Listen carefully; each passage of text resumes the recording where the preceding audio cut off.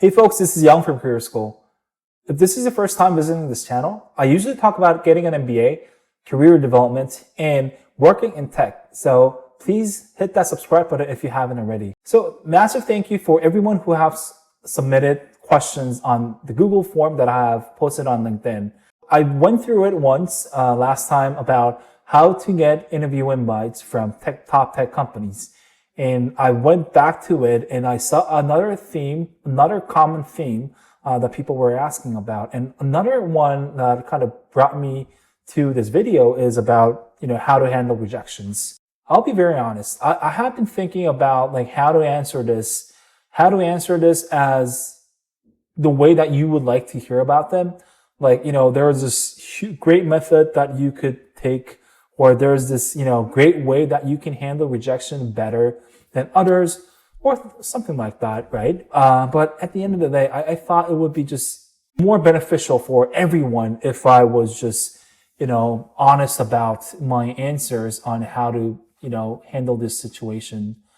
So just to give you a little bit more context, I assume that everyone knows that I work for Amazon as a senior marketing manager.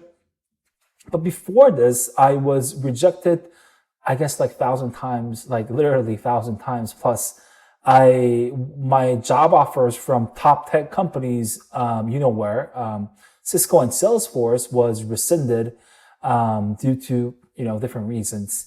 Anyway, I kind of was able to build resilience throughout the whole time because these unexpected stuff happened to me. I think the first one was harder to go through.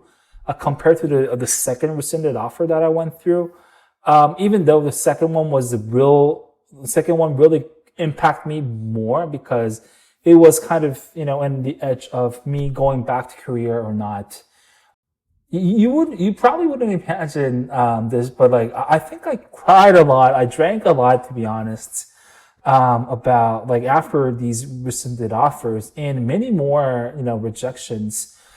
I quickly found out or understood that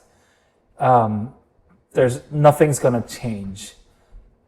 So you might really not like hearing this, but once you get a rejection, either if those were after an interview or if it's a rescinded offer, I quickly found out that there's no going back. Even if you were offered that position and they said no after that, there's no way that you're gonna get that back. And understanding that was probably the hardest part of everything, but really helped me out with understanding what I need to do next. This is probably a really hard pill to swallow, but that's just what it is. I've been offered jobs 2 times and they were taken away in a couple of days just by someone saying, I'm really sorry, but we gotta let you go. Understanding that was the biggest step, I would say. I think the second biggest one was knowing that it was okay. So for example, I'm 35 years old.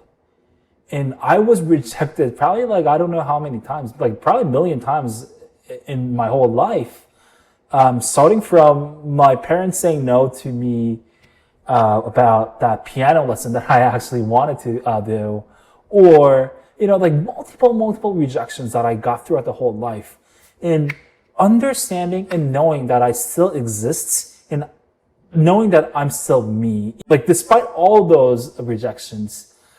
So knowing that I was fine by experience from the past was another big thing. I knew that I would find something and that I would go on with my life without that offer from Salesforce or, the work that I could have done in Cisco, right? So the second big part was just knowing that things will be okay. Or basically telling myself it's going to be okay. So the third part is going to be about, knowing what I can control and what I can't control. So the part that I can't control is probably going to be going back to Salesforce, let's say, once they rescinded my offer, that's not going to happen. That's not something that I can control. But what I could control is I could package my story about getting rescinded from these companies and reach out to people who are in, let's say, Amazon, Google, or whatever, and ask for help about what happened and what I really want to do and what you can help me out with. Like, that was something that I could do, plus apply to thousands more jobs, plus, practice for 1,000 more interviews, something that I could probably do, right? So focusing on the things that I can control compared to, just going over what happened and thinking about what could have happened, or, imagine myself, living in San Francisco, whatever, right? Those are things that you can't really control. So like, let's just forget about those. I think those are really the big three things that, I try to do, and I did. And that's probably why I am now where I am, working in this awesome company. But, rejections are really, really hard. It's just, we would love to hear yes to everything, right? Like, I would love to hear yes to everything, but it just doesn't happen that way. I still struggle, to be honest. It's still challenging for me to hear a no from people, or even from my baby. I think a really good way to look at it is to not see it as a rejection, but look at it more as not a match. I've been giving this metaphor for a long time now, but think this as kind of dating.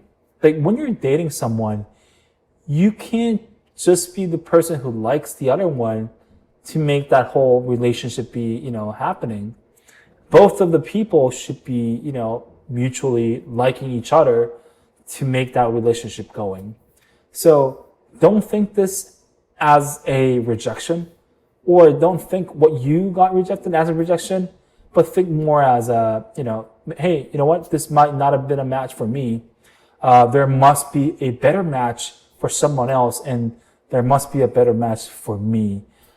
And I think this is just a much healthier way to look at it, and it will help you out through the whole time.